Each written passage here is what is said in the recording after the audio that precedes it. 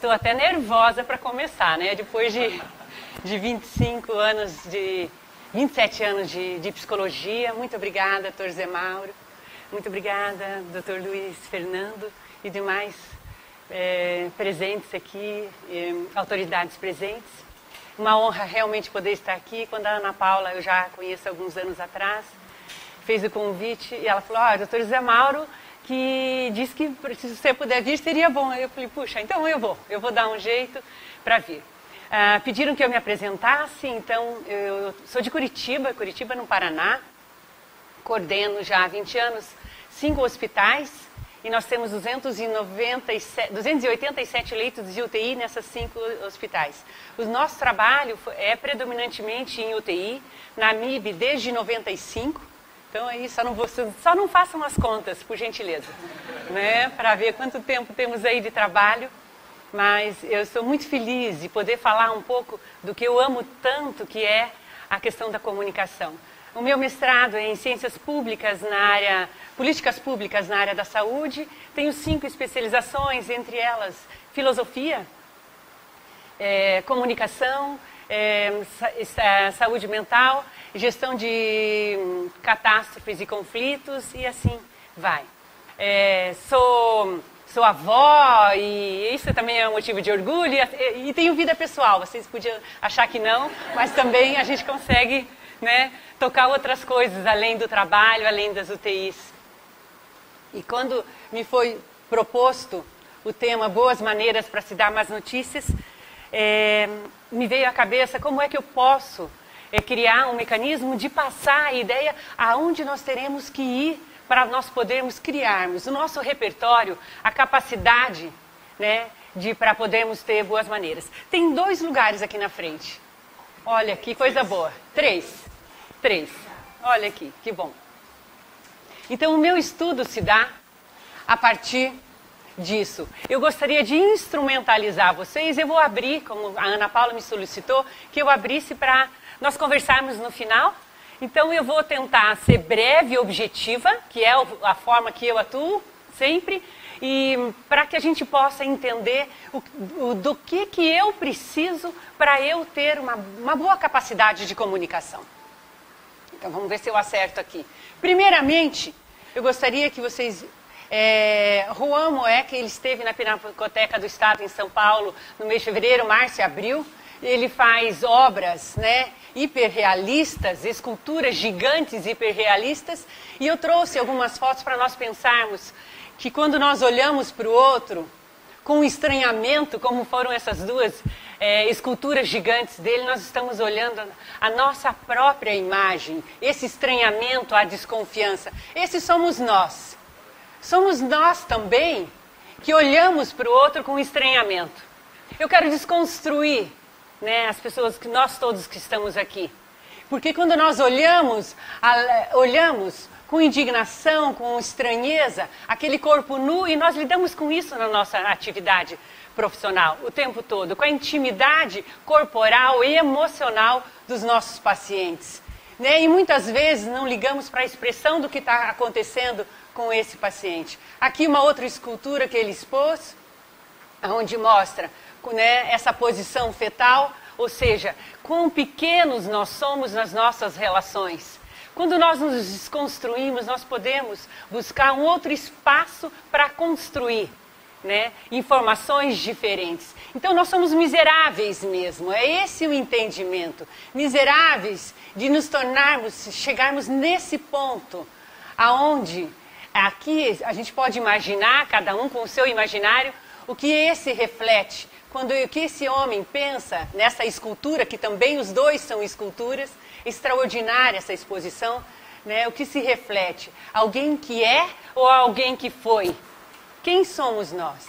Então, a base para eu ter uma comunicação, poder dar boas maneiras de se dar más notícias, eu tenho que entender uma questão muito crucial, a comunicação, que é um processo de transmissão da informação para que haja comunicação. Mesmo quando nós temos que falar para a família que o paciente está evoluindo para a morte encefálica. Quanto isso é importante? Vocês sabiam que o conteúdo é apenas 5% importante? E o tom de voz, 90% importante. E a postura, como quando eu coloco, são outros 5% importante. Então, o que eu preciso saber quando eu comunico, que a informação simplesmente transmitida, ela não foi compreendida. Eu preciso que o outro compreenda. Então, entendemos dentro do raciocínio da comunicação que toda comunicação é contingencial. Ou seja, ela é sempre submetida à referência de cada um. Se eu colocasse aqui uma maçã, nós devemos ser o quê? Umas 60 pessoas aqui, mais ou menos? Eu colocasse uma maçã e eu perguntasse para vocês, o que vocês estão vendo? O que vocês falariam? Rapidamente, vamos lá. Tá, o que mais? Olhando para a maçã. Fruta, vermelha. Vamos lá. Gostosa, vermelha, fruta. Mata a fome. Dieta. Outras pessoas podem olhar e dizer pecado. Tá? É a referência de cada um, é o padrão de referência. Qual é a minha melhor maneira de comunicar? O meu jeito. E essa reflexão dentro desse modelo é para que nós possamos aprimorar o nosso modelo de comunicação. Nós vamos olhar para o mesmo objeto e cada um vê conforme a sua referência. E esses são nada mais, nada menos do que o nosso padrão cognitivo. E hoje nós vivemos num mundo tudo fast, não é? Ritmo, velocidade, mudança, tudo é fast. Fast food, onde eu vou comer? Comer rápido. Drive-thru, lava-car rápido. Né? Vocês iriam lavar o carro lá, lava-car lento. Né? Eu preciso para ontem o meu carro. Vocês têm uma hora, dá para encaixar, dá para lavar. É assim que nós fazemos. Até quick massage. Vocês viram no aeroporto? Tem no aeroporto, no shopping tem. Você senta numa cadeirinha e você compra 15 minutos. Daí você fala, programa no cérebro, Raquel, relaxe 15 minutos. E aí vem um chinesinho e faz a massagem. Então tudo é fast, tudo é rápido. Nós temos com a mídia comunicações, 35 grupos de WhatsApp. Nós temos Instagram. E aí, quais são as outras? Facebook, e assim vai. Twitter. Nós não damos conta. É humanamente impossível, não temos perna, não temos braço, não temos cérebro. Então nós deixamos de nos relacionar achando que nós somos populares. Por tudo se vai, porque tudo é muito rápido, tudo tem muita demanda. Não é uma crítica a tudo isso, mas é uma crítica à nossa seletividade. É esse o convite. E aonde fica? A pressa é inimiga da perfeição. Vocês já ouviram isso? Na minha geração se falava. Talvez alguns jovens aqui não tenham ouvido. Devagar se vai longe. Uau, nossa, vamos fazer as coisas mais pensadas. Nos anos 70, um jogador jogava futebol, ele corria 6 quilômetros por partida. Hoje, o mesmo tempo do jogo, e o jogador ele corre 13 quilômetros numa partida. Na última Copa foi isso que mediram. Em média, alguns 17, mas em média, 13 quilômetros. Então, tudo está muito mais rápido. O que mudou? Na verdade, nós continuamos com 24 horas, a não ser aqui em Goiás, que é uma delícia, calor, talvez se vocês tenham 25, 26 horas. Né? Mas no Paraná, eu saí de lá com 8 graus, chuva, frio durante uma semana, 24 horas. E nós fazemos tanta coisa nessas 24 horas. Uns fazem mais, outros fazem menos. A nossa seletividade está relacionada sempre, e a nossa competência, a nossa capacidade de escolher o que nós queremos fazer com as nossas 24 horas. Eu posso assistir Ratinho, não sei se existe esse programa ainda, mas existiu uma época. Ou eu posso assistir um documentário no mesmo tempo que eu tenho. E aí está a diferença de como eu conduzo o meu tempo. E para isso, com isso, na verdade, nós deixamos de fazer uma autorreflexão, que é sobre o nosso estado emocional. E nós escolhemos trabalhar na área da saúde.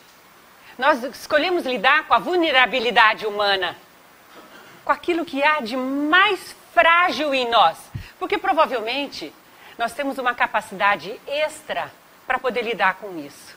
Senão nós não iríamos permanecer. Quanto tempo? Tem muitas pessoas que a vida dela está inserida dentro disso. Porque tem muito para dar. Eu preciso, então, refletir nesse momento se eu quero fazer ter capacidade de me comunicar adequadamente, que quando eu dou o médico, que deve dar evidentemente a notícia de óbito, ele não desconstrua essa família. E não se desconstrua também, porque ele vê a família, né, no desespero, sem recursos, sem uma boia. Ninguém joga uma boia onde ele segura para poder respirar. Mas ele precisa dar a notícia. E é aí que nós vamos aprofundar. Eu preciso, então, desenvolver mecanismos de ter harmonia, desenvolver mecanismos de empatia e, principalmente, saber ouvir. Então, é fundamental uma autorreflexão.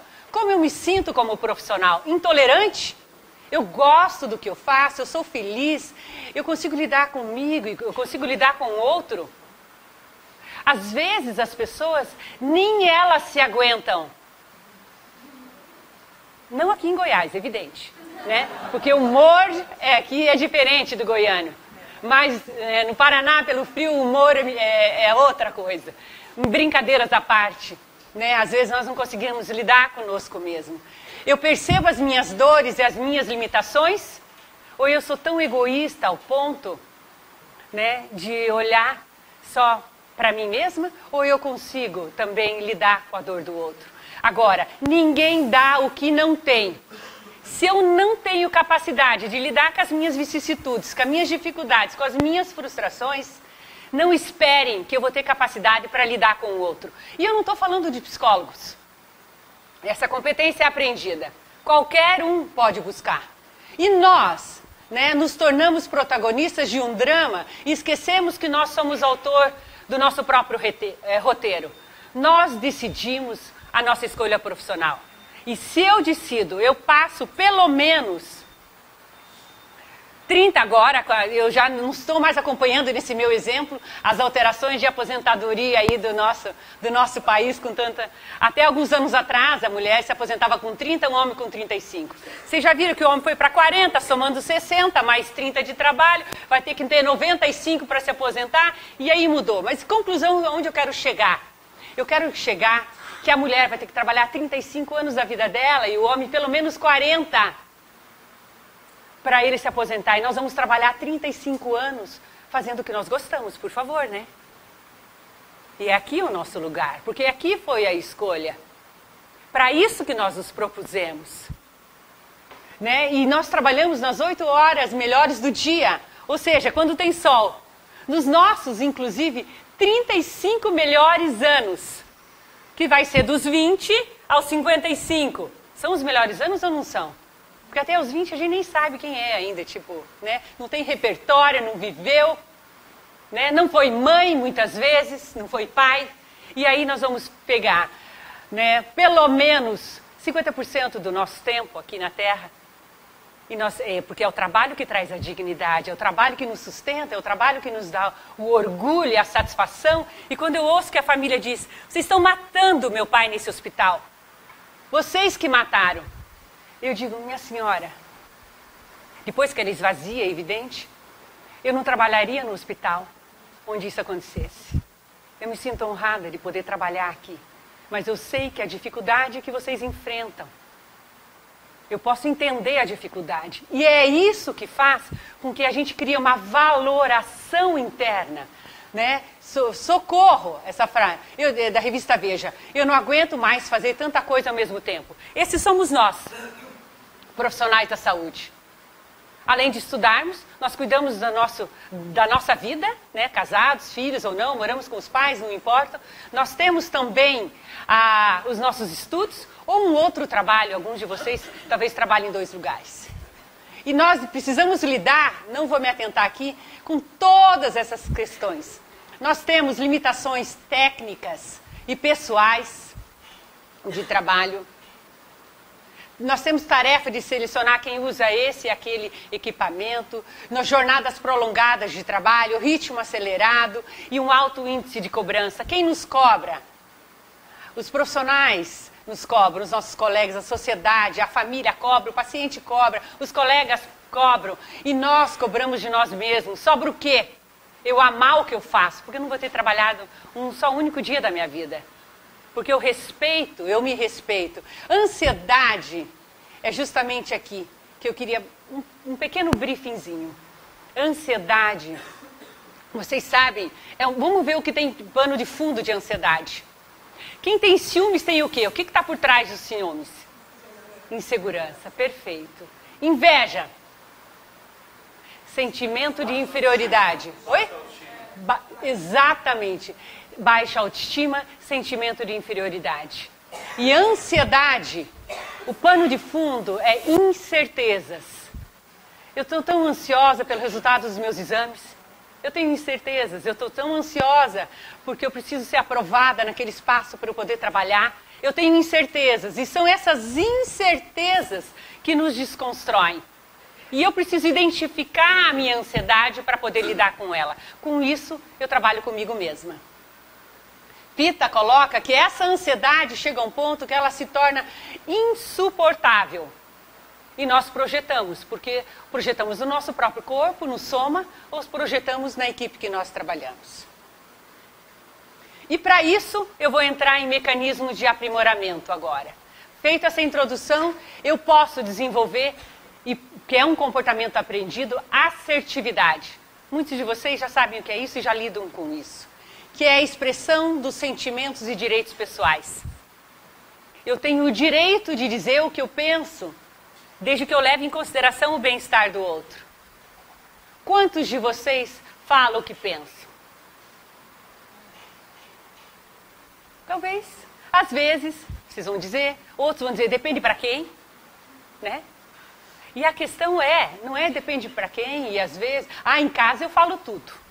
Né? Em casa a gente pode, porque a nossa família não rompe conosco, não nos põe para fora, mas nós não falamos tudo muitas vezes para quem a gente convive no trabalho. Mas há necessidade de se falar, inclusive para a família, para o paciente, para que nós possamos colocar limites.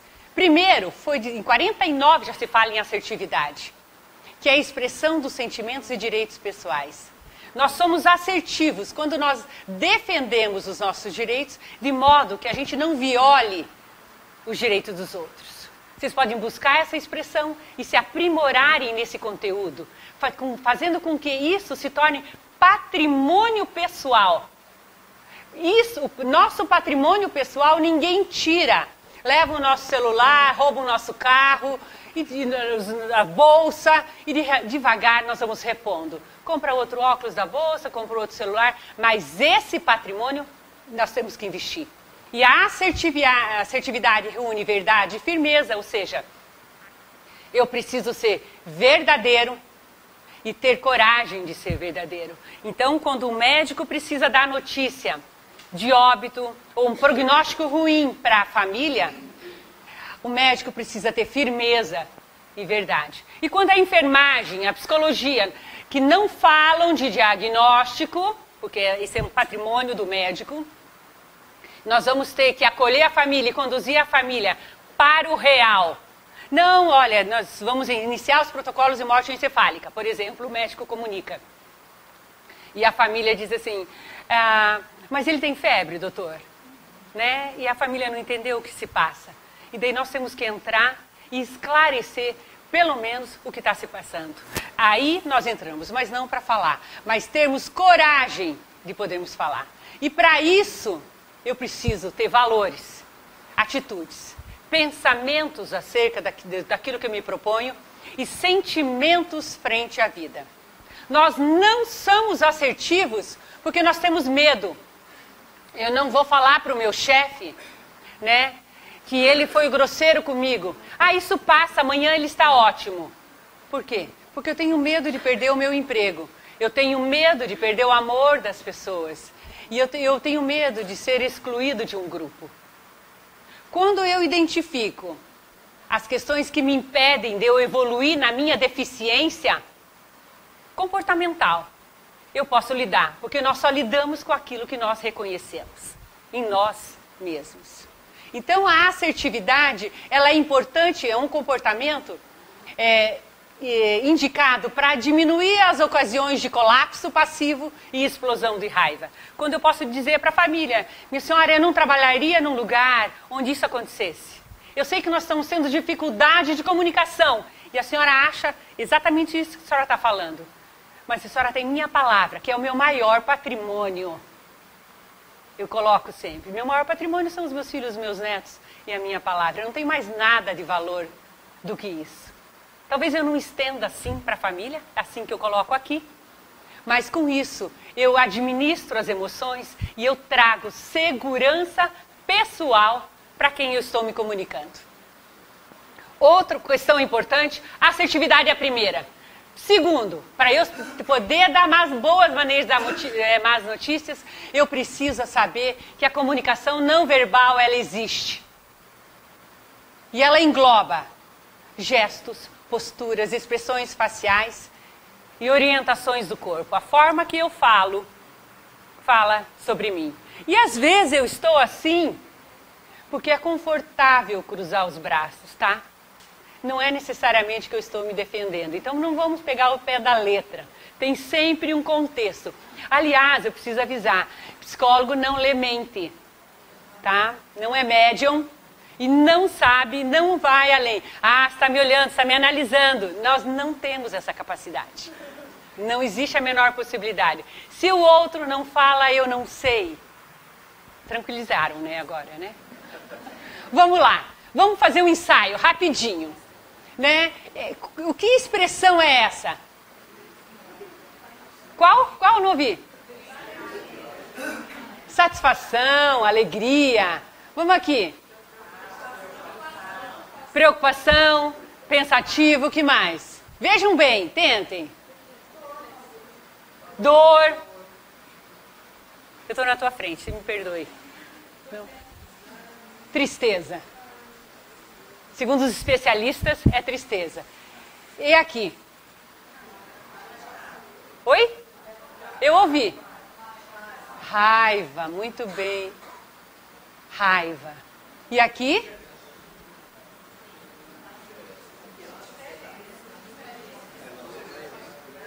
Vamos um pouquinho mais, um pouquinho mais.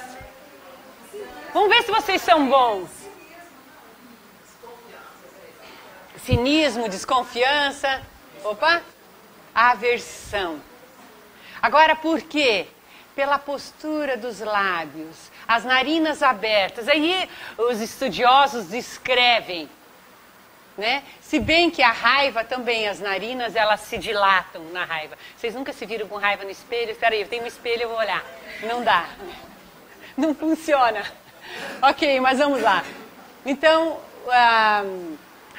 voltando um pouquinho, a comunicação não verbal é só mais um dos requisitos que a gente nós podemos nos apropriar para que a gente possa ter a comunicação com a família. O contexto psicológico da comunicação, segundo Ribeiro, ele envolve 4 fatores importantes: autoridade, confiança, consenso e comprometimento.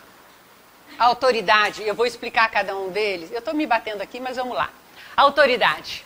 O que significa? É mais ou menos assim, eu chego no meu espaço físico de trabalho e eu pergunto, tem 2 horas para trocar o plantão, de quem que é o plantão agora?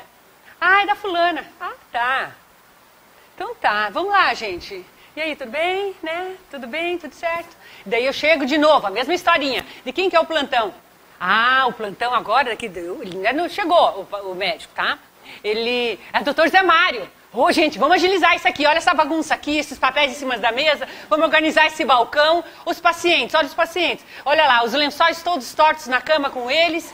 Vamos tirar esses lixos com a tampa aberta. E começa a organizar o que eu quero dizer de autoridade. Quando eu falo de autoridade, eu falo de autoridade moral. Faltam 2 horas para o médico chegar, mas ele já está lá. E é isso. É esse o nosso patrimônio. E é isso, de quem é enfermeira de plantão, qual é a técnica que está aqui hoje de enfermagem, quem é o fisioterapeuta, não é o fulano. Que bom. Qual a imagem que nós passamos de nós mesmos quando o nosso ambiente de trabalho? Como eu quero ser vista? Ah, não, ele é super legal, gente boa, ó, né? Do coração. Não. Tem uma enfermeira que disse uma vez, eu trabalho com quem eu preciso e eu passeio com quem eu gosto. E aí a gente desenvolve, gostei disso, porque eu posso gostar, mas às vezes eu não tenho afinidade com as pessoas que eu trabalho.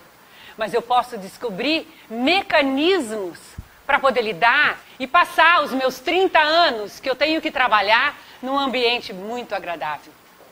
Então, a autoridade é aquilo que gera um contexto favorável no ambiente. A confiança, ela deve ser recíproca e é algo que tem que ser construído dentro do trabalho. E o consenso só é atingido quando a equipe fala a mesma língua, todos estão na mesma página sobre que conduta nós vamos ter com esse paciente. Ele é cuidados paliativos, fora de possibilidades terapêuticas curativas. E a equipe sabe que nós não vamos mais investir, às vezes a equipe não sabe. Nós não conseguimos nem nos comunicar com a equipe, que dirá então com a família para nós darmos más notícias. Não, mas olha, não vai mais investir, o paciente está melhorando. Mas é um CA que está na UTI, né? Não é o caso desse hospital, que eu sei é um hospital de trauma, talvez esse exemplo não se aplique. Mas aí a equipe não sabe o que acontece com o paciente e também não conduz, porque nós também não nos comunicamos. E é evidente, depois do consenso, é porque tem uma grande comunicação interna. Quando não há consenso, não há comunicação interna. E o comprometimento parte do princípio que é necessário fazer, que sempre o interlocutor se sinta comprometido. Então, uma informação dada não é garantia de que ela foi recebida. A família sabe, foi colocado, ele teve um trauma, ele está em coma espontâneo, não é induzido, e a família não sabe nem o que se trata. Talvez saiba, eu não vou subestimar a família mesmo, porque tem famílias que chegam e falam assim, Raquel, eu sou quase médico. Não, porque eu vi no Google isso. Daí, quando a família termina, eu falo, eu já estou há 25 anos e eu nunca vou ser quase médico aqui dentro. Médico, aqui é o médico. A senhora é família. Claro, com respeito, com carinho, com atenção. E nós temos que colocar a família no lugar da família. Ninguém é quase médico. Médico é o médico. Enfermeiro é enfermeiro, psicólogo é o psicólogo. Cada um no seu papel, mas comunicando entre si. Então, a base para que a gente possa aprender a dar más notícias, boas maneiras, é nós aprendermos a nos comunicar com as pessoas com quem nós lidamos no dia a dia. Assertividade, comunicação não verbal, o contexto psicológico da comunicação e as barreiras. O que é? Por que eu não me comunico bem? Porque eu tenho preconceitos, ideias preconcebidas. Eu faço interpretações erradas. Porque eu julgo, eu não raciocino. Vamos dizer que tem um banco vazio aqui, não tem, tá, pessoal? Só ilustrando, tá? Tem um banco vazio e entra uma pessoa com uma bota até aqui, uma micro saia, um cabelo com 2 cores, né? E uma pele, tigrinho. Daí vocês vão olhar? Cada um vai olhar e vai pensar alguma coisa. De onde veio? Veio da balada, né? Não está no lugar certo. Quem é esse profissional? E aí, só que nós fazemos o quê? Julgamos. Porque, claro, nós não somos tão medíocres como a primeira imagem de suspeita daquela escultura gigante que eu mostrei. Nós não somos, nós somos melhores que aquilo lá. Nós não somos tão miseráveis igual elas, as 2 senhoras lá. O que nós vamos fazer? Nós achamos que sabemos. Porque quando nós olhamos para essa imagem que eu acabei de narrar, nós olhamos para a diferença. Eu não estou vestida assim, eu não estou vestida assim, eu não estou vestida assim. E diferença não é certo nem errado, preto nem branco, 8 nem 80. Só é diferente. E se eu aprendo a lidar com a diferença, eu amplio. Porque eu não preciso julgar quando eu vejo. A família gritando, aqui acontece também, né? A família em desespero, a família se ajoelha, se joga no chão, desmaia. Porque trauma, ninguém espera. O acidente, ninguém espera. O tiro, a facada, ninguém espera. Por mais elaborado, espiritualizado, nós vamos ter uma reação e o nosso corpo vai falar quando a gente se lidar com a iminência da morte de alguém que é caro para nós. Não interessa ser o bandido, ele tem uma mãe. Mas aí não, esse cara é bandido, tem que morrer. Né? Tem que morrer mesmo. Né? E aí? Não, mas eu vou cuidar, porque o meu papel é ser cuidador. Mas tem que morrer. Não. A coerência, a adequação, valor é a minha sustentabilidade, os meus valores são as minhas sustentações para a vida. Aquilo que eu acredito é como uma casa. As fundações da casa, pode inventar o que for, ela permanece. E aí nós nos perdemos. E aqui eu já viajei, já contei outra história, e a ideia é que a gente possa olhar para nós mesmos e identificar, eu listei alguns aqui, né? Algumas questões que são barreiras para nós. Muitas vezes nós temos tantas dificuldades pessoais que a gente não dá conta de nem nós mesmos e a gente acha que tem que dar demais para o outro, mas é somente o nosso trabalho. Evoluindo, além da assertividade, comunicação, contexto psicológico, comunicação não verbal, consciência situacional. Já ouviram falar disso? Se vocês não têm esse conceito, não se comunicam bem. Consciência situacional. O que se aplica a isso? Até o final da palestra eu vou saber qual que vai para frente e para trás aqui. Nós temos que reconhecer que nós erramos. A consciência situacional é um conceito que mostra a necessidade de atenção a um determinado evento, estando sempre alerta e orientado. Quando eu vejo uma criança que caiu da escada, que chega no meu pronto-socorro, o vizinho que trouxe com a mãe e os outros 10 vizinhos vieram juntos, e aqui, né, em Goiânia vem também, lá no Paraná vem, então todo mundo vem para ajudar, e a gente vê a iminência do caos, todo mundo quer entrar, um ampara o outro, nem sabe quem é a mãe de tanto desespero, quem é o pai, porque todo mundo sofre no mesmo nível, e aí nós temos que intervir. Consciência situacional. Eu preciso fazer algo, é perceber esses elementos nesse cenário que eu acabei de trazer, para que a gente possa compreender e projetar um status no futuro. Eu tenho que intervir. Pessoal, aguarde lá fora, por gentileza. Quem é o pai, quem é a mãe? Vocês entram, daí eu conduzo. Vocês querem ajudar? Querem ajudar? Todo mundo quer ajudar? Né? Não ironicamente, aqui eu estou apresentando, né? Senão vai ficar brincadeira. Então vocês aguardam lá fora. Se vocês querem ajudar, vocês vão lá para fora. E nós vamos conduzir aqui agora. Isso é trazer centralidade. A psicologia faz muito bem isso. Organiza, o médico tem que trabalhar, a enfermeira tem que trabalhar, limpa o espaço e deixa quem precisa. Para isso, eu só consigo fazer isso se eu tenho consciência situacional. Eu vou passar um filminho, vou tentar aqui, para vocês terem uma ideia, só para ilustrar um pouquinho. Não, eu vou ter que fazer... Não precisa. Obrigada. Obrigada. Só quero... Eu vou ter que vir para cá, um cambalacho.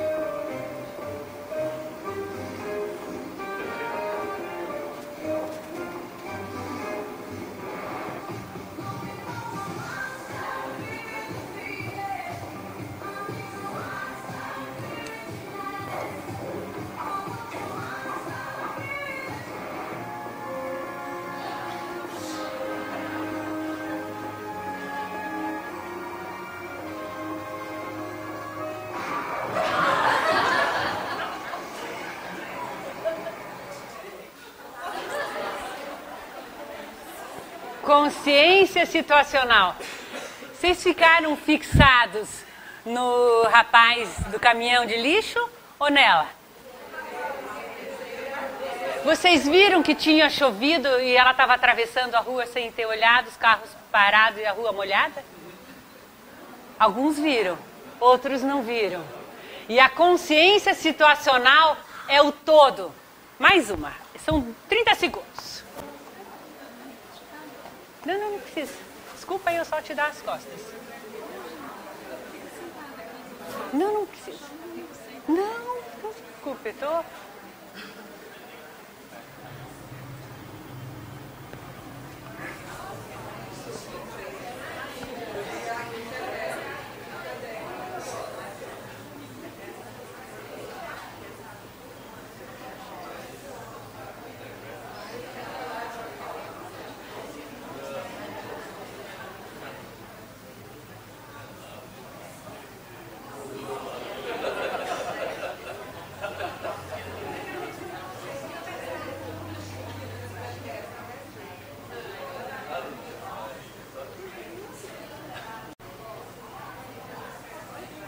Congestionou.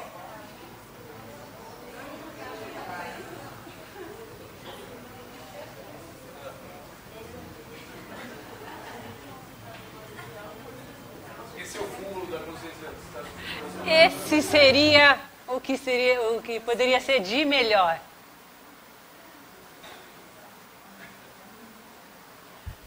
E aí tá, né? Vários exemplos do que é. Se eu não... E ali, evidentemente, ninguém bate, não tem problema nenhum. Se bater também não deve ter seguro, né? Para corrigir. Mas aí mostra o quanto nós olhamos para uma determinada ótica e tudo é condicionamento, é determinação. Eu preciso dizer, eu quero ser melhor do que eu sou, ok? Mas o que eu faço a respeito, então, disso? Né? Simplesmente, entendo? Então, a consciência situacional é um processo cognitivo, é um esquema mental, é um jeito de pensar, né? É um modelo que nós temos. E, na verdade, nós acionamos a área do cérebro que nos deixa em estado de alerta. Mas quando eu coloco no automático, é mais ou menos assim, ninguém pensa, né? Acaba de almoçar e fala, ai, que saco, pode falar palavrão, né? Preciso escovar os meus dentes. É um prazer fazer a higiene. Ai, tem que tomar banho hoje. Não! Nós estamos tão condicionados que são coisas que nós fazemos, que nós vamos fazer uma vida inteira. Daí eu ouvi esses dias, nossa, eu vou ter que tomar esse remédio para toda a minha vida.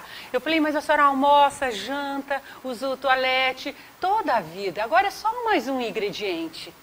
Não, então nós colocamos um peso nisso ou naquilo, de acordo com as nossas dificuldades. Porque muitas vezes nós temos no patrimônio um esquema mental, um modelo tal, que nós nos vitimizamos. É a pior das escolhas. Aonde eu acho que eu sofro, eu acho que as coisas não são tão boas para mim, é um modelo de pensar. Só que acarreta muito sofrimento.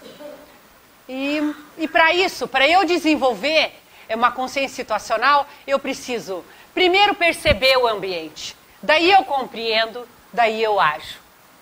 É comportamento aprendido também. E eu posso decidir implementar. Mas para eu mudar um comportamento para o outro, eu tenho que criar uma outra rota neural. Eu tenho que ter um outro input. Eu tenho aquele que está no meu automático, que entra, eu falei bom dia para a Ana Paula, a Ana Paula não me respondeu. Nunca mais eu cumprimento ela. Entrou no meu automático e vai e armazena lá.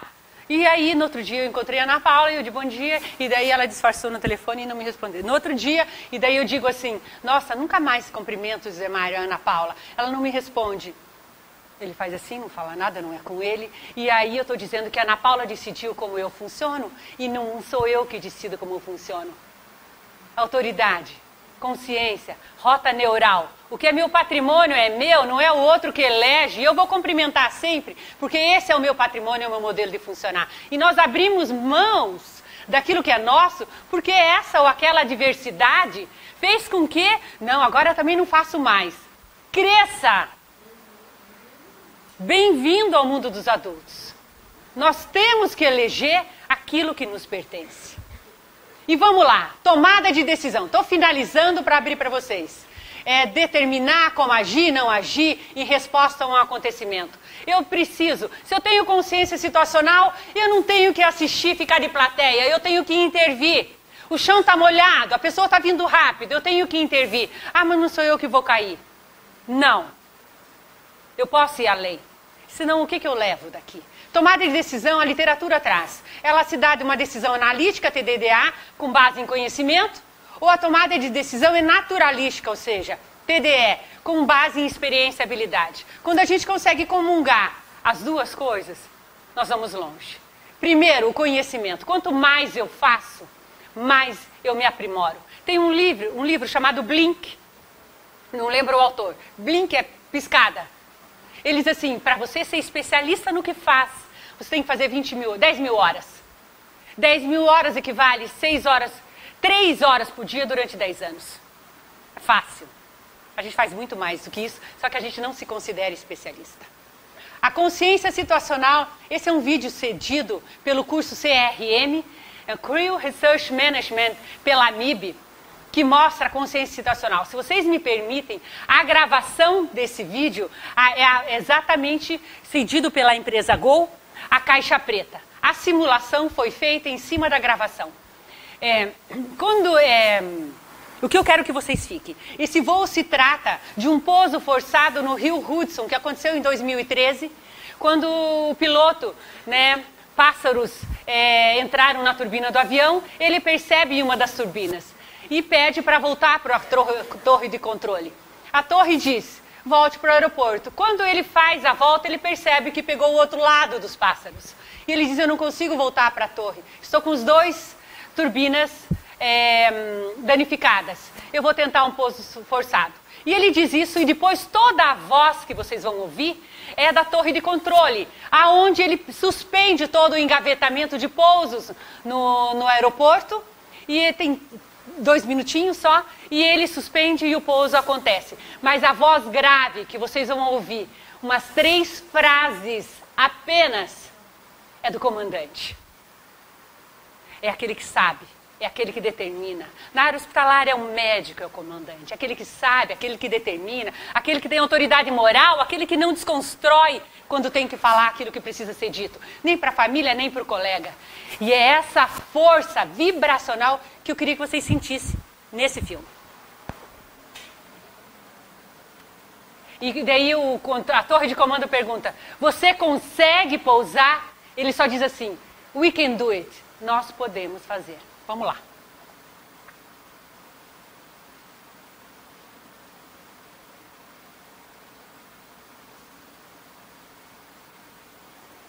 Cactus 1549, 720.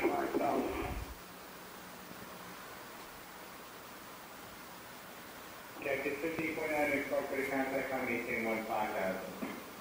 1815,000, Cactus 1549.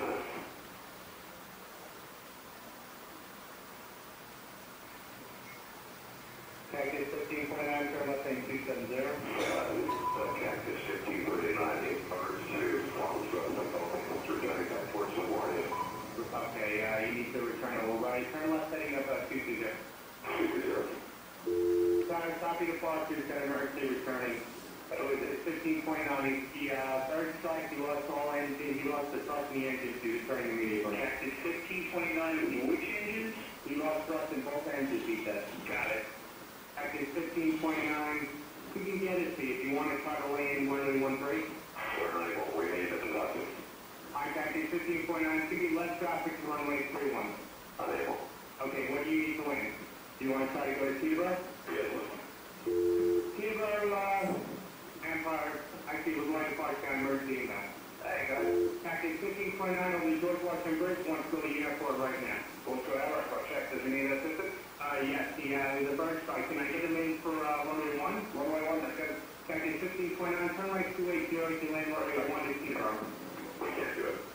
Okay, which runway would you like at Seabrook? Wherever you know. I'm sorry, say again, Cactus? Cactus 1529, radar contact is lost. You also got Newark Airport up to 2 o'clock in about 7 miles. Eagle 54718, turn left lane 210. 210, 4718. I think he said he was going in the Hudson. Cactus 1529, Houston.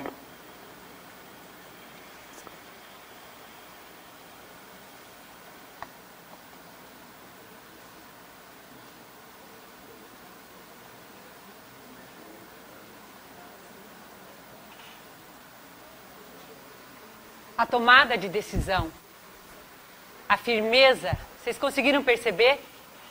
E é essa a ideia. Para isso, não é falar muito, não é mostrar e ter plateia que consegue conduzir, consegue fazer. As nossas atuações, elas devem ser silenciosas, mas consistentes.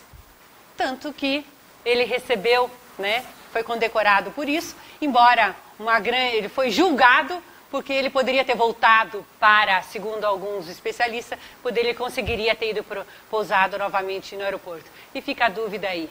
E como sempre acontece, qual é a melhor solução? É aquela que deu para fazer. E ele fez. Então, quando nós sabemos mais do que os nossos colegas, vocês provavelmente, espero, que sejam multiplicadores dessa ideia que vocês estão tendo hoje. Para vocês, muitos de vocês, isso aqui que eu estou falando não tem novidade nenhuma. Ah, isso eu já vi, assertividade, contexto psicológico, a comunicação não verbal. Não importa, mas para quem agregar algo, leve, compartilhe o modelo mental para fazer a diferença, para que a gente possa crescer e fazer crescer as pessoas com quem nós trabalhamos no nosso ambiente de trabalho. Porque isso gera uma segurança para nós, né? E aí, fechando, então, a atuação com os familiares. Para que eu me aprimoro, eu, profissional da área da saúde, de tudo isso que eu coloquei até agora? Para chegar aqui, né? O convênio não paga, o SUS não paga a família. Mas é nosso cliente mais problemático. O paciente às vezes se sujeita, está entubado, está sequelado, e aí ele vai ter que lidar com isso. Mas a família não. Então, entender a família, nós temos que acolher esse sistema, porque nós não existimos sem a nossa família. Ela é um braço, ela é um membro, ela é a nossa extensão. Nós temos que entender que essa família possui leis internas de organização e funcionamento. Quando um membro da família é hospitalizado, o equilíbrio e os papéis mudam desse sistema familiar. Né? Que a internação agrava incertezas, medos, ambientes desconhecidos, separação física. E para isso existem vários protocolos, não vou falar dos protocolos, mas o Skype, o SBAR, são protocolos que nós podemos usar para poder trabalhar com a família. Então não vamos inventar a roda, vamos usarmos aquilo que nós temos. A comunicação precisa ser precisa, clara, simples, atenciosa, porque os familiares também adoecem. E eu preciso acolher. Então, que direção tomar é reconhecer o nosso papel em relação à família no processo de decisões, é incluir a família como parte integrante da equipe. Em uma das nossas UTIs em Curitiba, a UTI é aberta, totalmente aberta. 12 horas durante o dia, nós só não temos cama para o acompanhante. Né, a família pode ficar. E é uma experiência única, claro que é baseada em protocolos que nós criamos para a equipe ter segurança. Mas a família é parte integrante. E a nossa preocupação cada vez mais é trazer a família para que possa ver que nós trabalhamos da melhor maneira possível, porque nós não temos nada para esconder.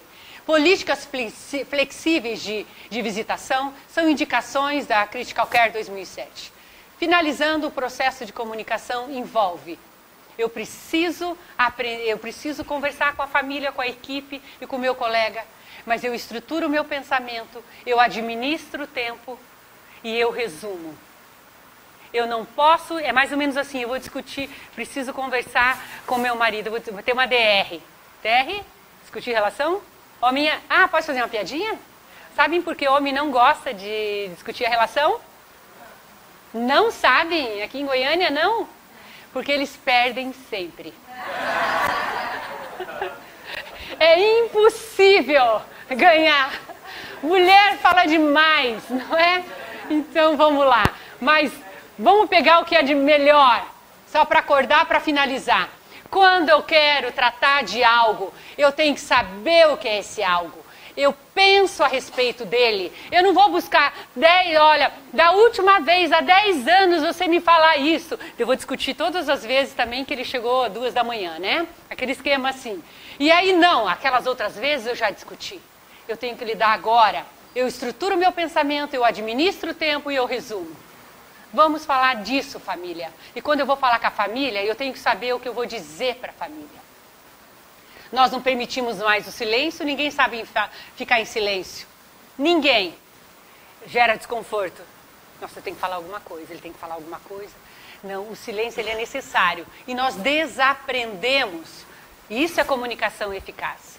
E os pontos-chave, então, foram ditos aqui. Acolher, pensar sobre minha escolha profissional, assertividade, escuta ativa, levar a família a uma postura racional, promover a segurança, horários flexíveis para a família, manutenção da comunicação e atenção às questões que possam gerar estresse, tendo consciência situacional.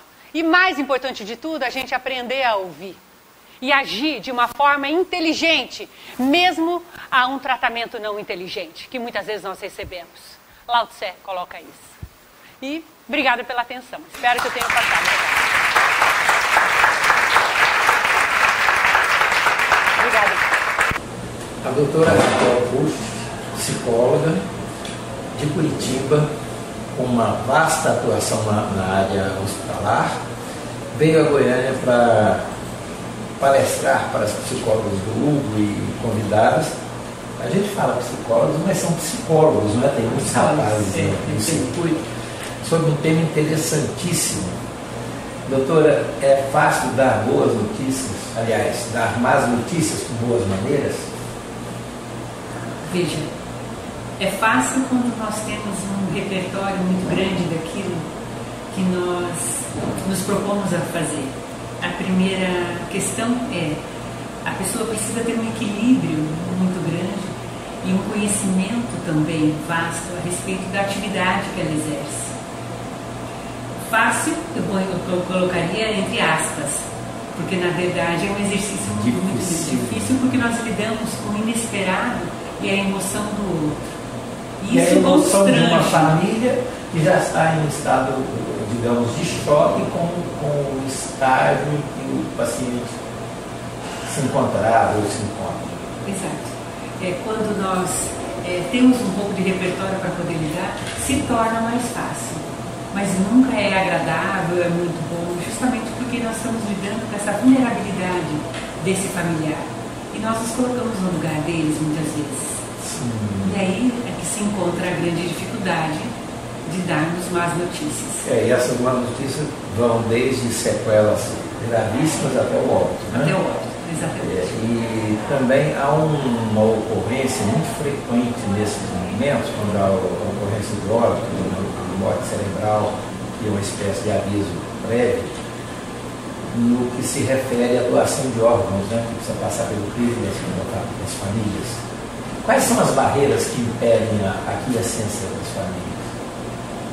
São multifatores, mas antes de mais nada, o inesperado, a família é acometida pelo inesperado. A família não coloca na mesa para discussão a questão da doação, não se fala. A família não se reúne e vamos discutir a doação de órgãos nesse momento. E aí esse inesperado faz com que a família, que não tem vínculo com esse solicitante, coloca essa possibilidade, porque a doação é uma possibilidade, e a família não consegue entender esse contexto. Então não há tempo hábil de se processar duas informações tão importantes. Eu perdi meu ente querido e eu posso lidar com a doação. Nós estamos às vésperas do lançamento de uma campanha anual, né? Setembro é o mês de se trabalhar com mais afinco na doação de órgãos. Que mensagem a senhora pode deixar para os nossos ouvintes? Seria muito importante se nós pensássemos que pudéssemos falar com os nossos filhos, com os cônjuges, com a família, colocar na pauta do dia a dia a possibilidade da doação. Facilitaria muito, diminuiria-se as filas de espera, porque a família, a sociedade não tem conhecimento desse benefício das pessoas que recebem. Não há nada que possa ser feito para aquele que entrou em morte encefálica. A possibilidade, não há recursos nenhum, mas essa pessoa que morreu, ela pode deixar a sua contribuição para a própria sociedade. Mas a família precisa compreender e falar sobre isso, para que possa, então, a mensagem vamos refletir a respeito. Coisa boa, muito obrigado.